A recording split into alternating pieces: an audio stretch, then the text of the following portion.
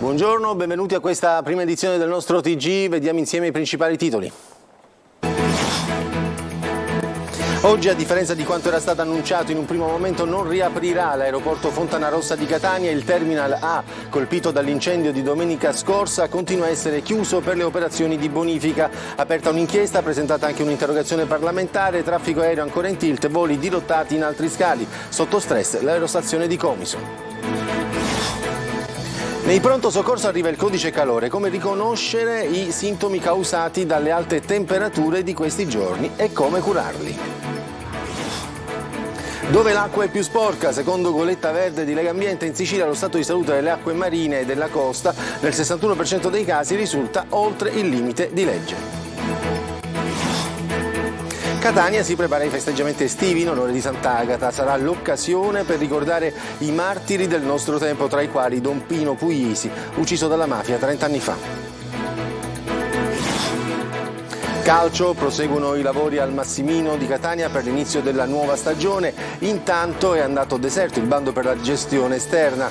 Ufficiale la riconferma di Chiarella in rosso-azzurro.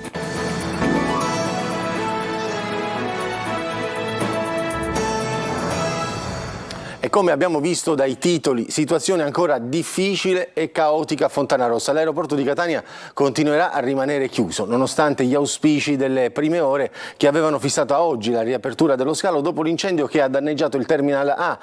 Passeggeri sbandati e lasciati spesso al loro destino dalle compagnie, approntati bus navetta per i collegamenti con gli scali cosiddetti supplenti, in particolare Palermo, Comiso e Trapani. Aperta un'inchiesta, presentata anche un'interrogazione parlamentare, ma ci dice tutto Angelo Gaiano.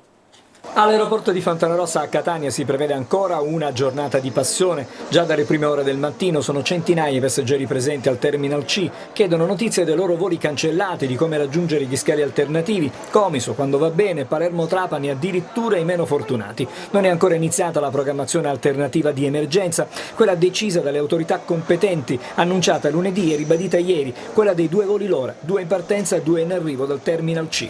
Uno stato di emergenza causato dall'incendio che domenica notte ha colpito il Terminal A, quello delle partenze e degli arrivi, al pian terreno, con fiamme alte che hanno distrutto locali adiacenti alla porta est ed una nube tossica che ha avvolto l'intera struttura, col conseguente panico e fuggi di passeggeri e operatori.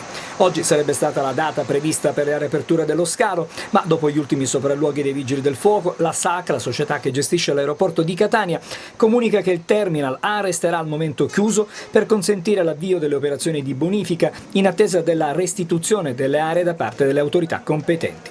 Autorità competenti che intanto hanno avviato un'inchiesta senza indagati al momento per la procura di Catania. Non si esclude del tutto la pista dolosa. A vederci chiaro vuole essere anche l'ENAC, mentre il caso finisce in Parlamento non solo con una richiesta di informativa in aula, ma anche con una interrogazione del PD al Ministro dei Trasporti e delle Infrastrutture Matteo Salvini. Chiediamo, affermano dal PD, di fornire ogni chiarimento sul caos organizzativo e gestionale dell'aeroporto di Catania, dato che l'impianto antincendio e quello antifumo non si sarebbero attivati.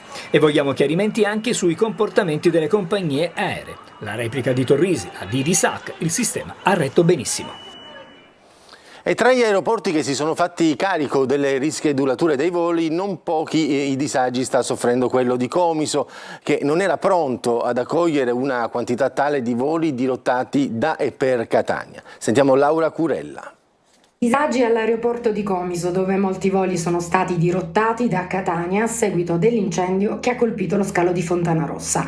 Un crash test importante per lo scalo Ibleo, abituato a gestire 5 voli al giorno e adesso costretto a gestirne oltre 50. La lista d'attesa è su carta, in una fotocopia, e quindi bisogna chiedere, aspettare. Guardate ragazzi, è veramente tremendo.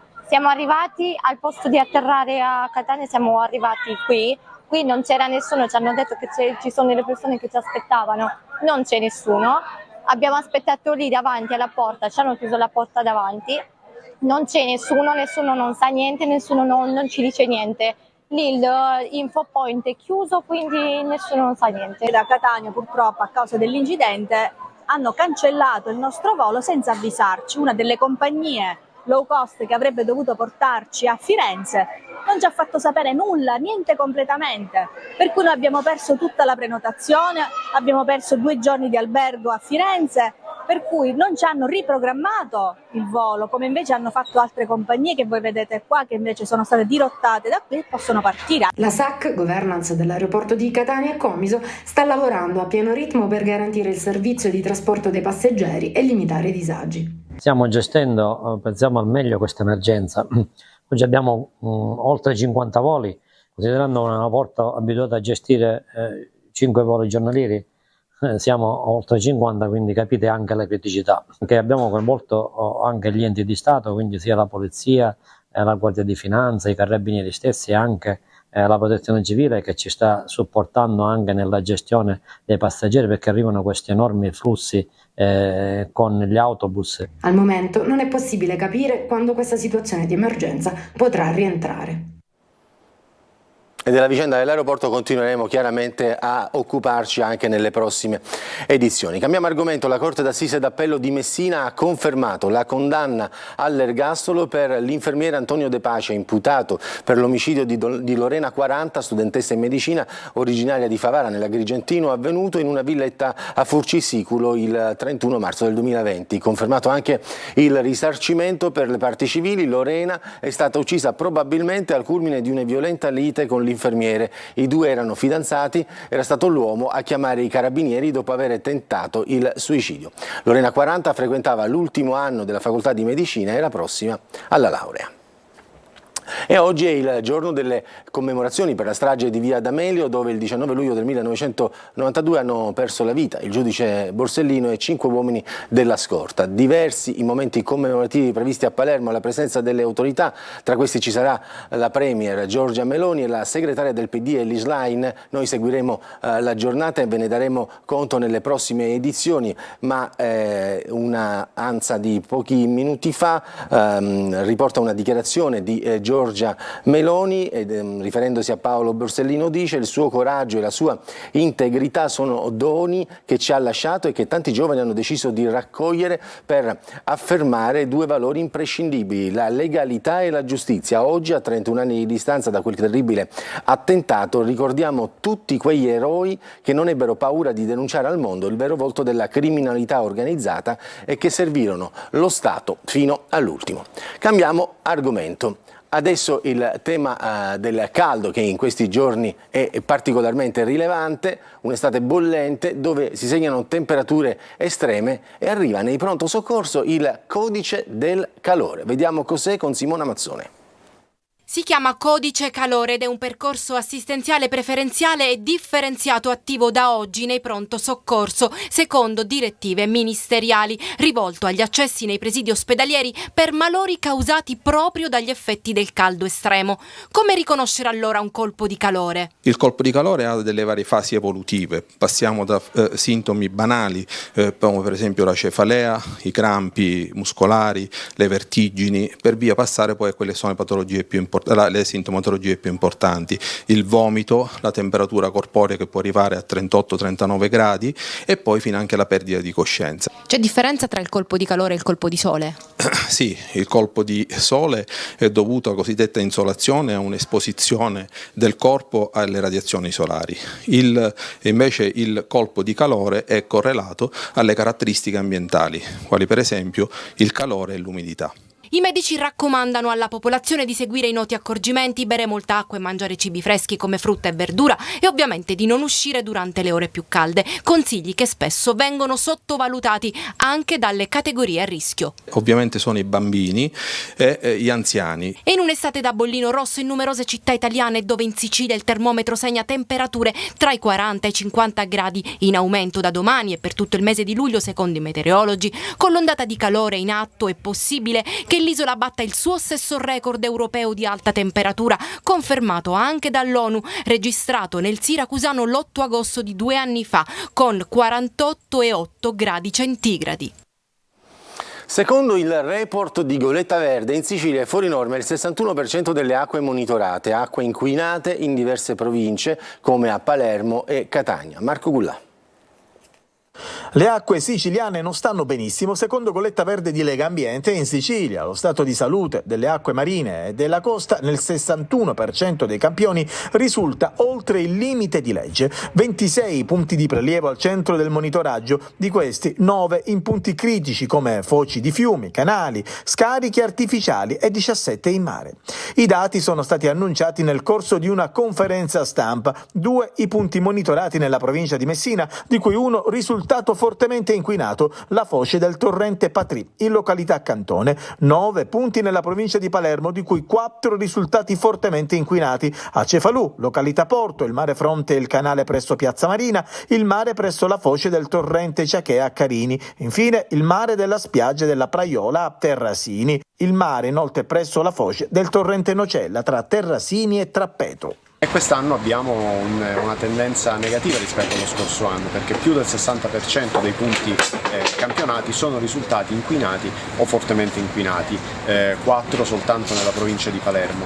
Sono stati in totale 26 punti campionati. Questo lo si deve come sempre a problemi da un lato di cattiva depurazione o di inesistente depurazione spesso, dall'altro lato naturalmente anche a elementi di illegalità ambientale. Ma l'inquinamento delle acque riguarda anche altre province siciliane come Catania, Trapani e Siracusa. Proprio l'1 giugno scorso la Commissione Unione Europea ha deferito nuovamente l'Italia alla Corte di Giustizia per la mancata conformità di 5 agglomerati, di cui 4 in Sicilia.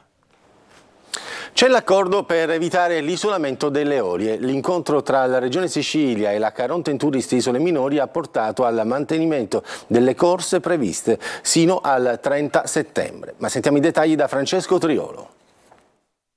Nessuna riduzione di corse da qui al 30 settembre, anzi i collegamenti marittimi dal porto di Milazzo verso le isole Eolie continueranno sino al 30 settembre addirittura aumentando del 20%. Dopo la decisione di Caronte Tourist Isole Minori di uscire dal contratto con la regione e di passare al libero mercato, ecco il compromesso trovato proprio sul tavolo del presidente Schifani al termine di un lungo incontro al quale hanno partecipato i rappresentanti della compagnia di navigazione e l'assessore ai trasporti Alessandro Arico. Il calendario delle corse stabilito a Palermo prevede lunedì, mercoledì, venerdì e sabato da Milazzo una corsa alle 6:30 per Vulcano, Lipari e Salina con ripartenza alle 11:20 ed arriva a Milazzo alle 14:30. Lunedì, mercoledì e venerdì una corsa in partenza da Milazzo alle 15:30 per Vulcano e Lipari con ripartenza alle 18 verso Milazzo dove l'arrivo è previsto alle 20. Una soluzione che dovrebbe andare incontro anche alle esigenze di tanti residenti ed operatori commerciali delle isole che nei giorni scorsi hanno subito tanti disagi. Siamo ormai nella condizione di dover prenotare 10 giorni prima un posto all'interno di una di queste navi per avere garantito l'approvvigionamento. I costi ormai sono alle stelle. Tenga conto che per trasportare un camion l'altra volta ho pagato 3.000 euro una fornitura e il trasporto mi è costato quasi 1.000 euro. L'accordo durerà come detto sino al 30 settembre, ma occorrerà poi capire cosa accadrà durante la stagione invernale. Una diciottenne incinta al 7° mese ha perso la figlia che portava in grembo dopo essere stata coinvolta nell'incidente su uno scooter condotto dal suo fidanzato, un 17enne rimasto gravemente ferito. Il mezzo si è scontrato ieri sera con un altro motociclista nel lungomare di Santa Teresa di Riva nel Messinese. Altre 2 persone sono rimaste ferite. E ci spostiamo a Catania, la fede di un popolo che festeggia Sant'Agata, ma ricorda al contempo i martiri del nostro tempo, come Don Pino Puglisi, ucciso dalla mafia e del quale quest'anno ricorre il 30° anniversario. Catania si prepara così ai festeggiamenti della patrona del 17 agosto. Adelaide Barbagallo. Oggi in Sicilia e in molte parti del mondo tante vite vengono mietute perché in nome di Cristo difendono la legalità, difendono la giustizia e con essa naturalmente i più poveri. Celebrare Sant'Agata, martire cristiana dei primi secoli, con la festa del ritorno a Catania delle sue reliquie, un popolo che le accoglie con gioia, ricordando al contempo i nuovi martiri. Cosa significa essere martiri oggi? Guardando all'ultimo martire siciliano, l'ultimo santo martire siciliano, certo ancora beatificato, speriamo che venga presto canonizzato, Don Pino Puglisi. Accanto a lui abbiamo il Beato Rosario Livatino, che non dobbiamo dimenticare anche. Sono due figure, però la prossimità con il trentennale di Don Pino Puglisi ci porta a evidenziare la sua vicenda di santità. Sarà questa la centralità della festa di metà agosto. Il 16 in cattedrale l'esposizione del Sacro Velo, che proseguirà anche il 17, giorno in cui nel pomeriggio dopo la messa il busto reliquiario verrà portato in processione. Festa di popolo in una città che cerca di rialzarsi, e non sfuggono all'arcivescovo di Catania gli ultimi provvedimenti adottati dal sindaco Enrico Trantino. Non si può attendere che l'amministrazione faccia qualcosa per noi, bisogna cogliere quello che ci indica. Ad esempio molto gradito alcune norme che sono state ribadite per la movida nel centro storico, per la somministrazione di bevande alcoliche, per la cura dei nostri monumenti che sono imbrattati dalle scritte vandaliche. La strada del Cristiano, sottolinea Monsignor Renna, è in salita, ma è la strada giusta, e annuncia che il prossimo anno, per il 9° centenario, la festa di mezz'estate sarà preceduta da un triduo. Tante infine le iniziative che arricchiranno il programma della festa, con molti giovani protagonisti. Arriva negli uffici postali di tutta Italia la Social Card, la carta acquisti spesa 2023. A beneficiarne saranno le persone individuate dall'INPS e contattate direttamente dai comuni di residenza. Il valore è di 382 euro e servirà per acquistare generi alimentari. Potrà riceverla chi fa parte di un nucleo familiare di almeno 3 persone e che non superi i 15.000 euro di ISEE e non percepisca nessun'altra forma di sostegno, compreso il reddito di cittadinanza o la NASPI. Adesso c'è la pubblicità, torniamo subito dopo.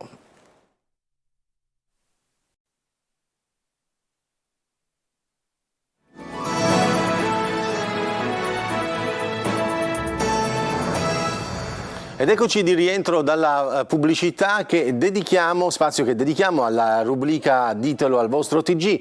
Strada provinciale 205, di questo ci occupiamo oggi, chiusa per spazzatura. La città metropolitana di Catania emana una ordinanza a tempo indeterminato, invece di ripulire si vieta il transito alle auto e ai pedoni. Eva Spampinato. Un'immagine impressionante, una puzza.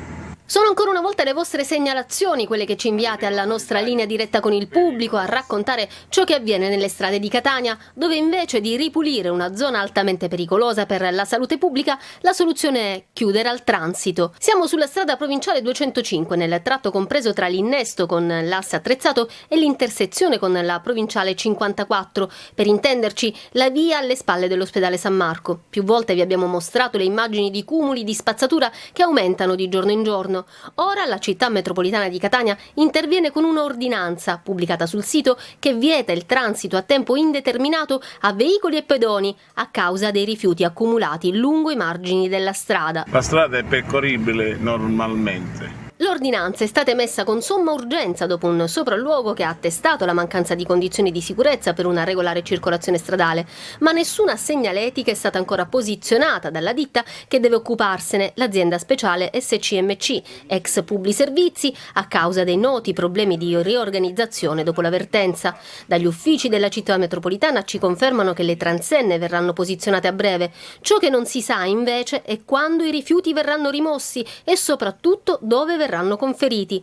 Il percorso alternativo passa da Librino, SP54, Viale Sant'Eudoro, Viale Moncada, Viale Bummacaro, asse attrezzato e viceversa. Immagini che certamente non ci inorgogliscono. Continuate a segnalarci le cose che non vanno e che secondo voi meritano denunce. Scriveteci e inviate dei video a TG Sicilia Sicilia 24 al numero 342, vedete sovraimpressione, 7455 005. Ditelo al vostro TG, ci occuperemo delle vostre segnalazioni H24. Adesso c'è la pubblicità, torniamo con lo sport.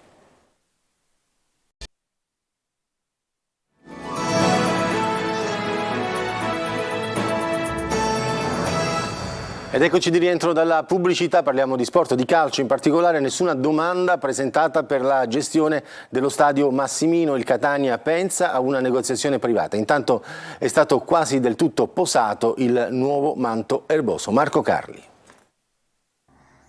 Ecco le immagini dello stadio Massimino con il nuovo manterboso già posato quasi per intero. Fervono i lavori mentre la gara di rilievo europeo, che doveva servire ad esternalizzare la gestione dello stadio per 10 anni più eventuali altri 10, è andata deserta. Il Catania l'ha definito un'opportunità significativa, ma ha spiegato attraverso una nota la scelta di non partecipare è maturata in considerazione di specifiche riserve relative ad aspetti tecnici. Il Comune prende atto e si riorganizza. I nostri direttori vedranno il da farsi, sicuramente sentiranno anche il Catania, diciamo, ovviamente nella logica dell'inizio del campionato, di quello che si dovrà fare per partire appunto con la stagione. Valuteremo qual è la soluzione migliore, ovviamente nei limiti della legge. Ecco le strade possibili. Il Comune può pubblicare un secondo bando, opzione non obbligatoria, o al momento lasciare tutto così com'è, concedendo l'uso dello stadio per le gare ufficiali e gli allenamenti. Il Catania può pensare a negoziare privatamente. A proposito di gare ufficiali, si lavora per consentire l'utilizzo del campo per la prima in casa dei rossazzurri. La corsa contro il tempo arrivava alla seconda di campionato, sperando che appunto sia la prima in casa. Quindi insomma tutte quelle iniziative propedeutiche all'inizio del campionato sicuramente saranno concluse entro l'inizio della seconda giornata di campionato, che ovviamente speriamo tutti sia in casa. Il manterboso, come detto, è stato già posato, la macchia rossa-azzurra dei seggiolini delle curve è ben visibile, si lavora sulla pista e sulle mezzelune dietro le porte, così come sulle torri faro. Un Massimino fresco di restyling attende la prossima Serie C. E adesso una notizia di calcio giocato, possiamo dire così. Marco Chiarella ancora al Catania, 10° giocatore confermato dalla società di Pelligri. È arrivata anche la nota ufficiale del club, l'esterno che tanto bene ha fatto nell'ultima stagione in Serie D con 5 gol all'attivo, si lega dunque definitivamente ai colori rossazzurri. Trovato l'accordo con il Pescara, il giocatore sarà a disposizione di Tabbiani dall'avvio del ritiro. Il TG torna più tardi, noi ci fermiamo qui, vi auguriamo un buon proseguimento di giornata.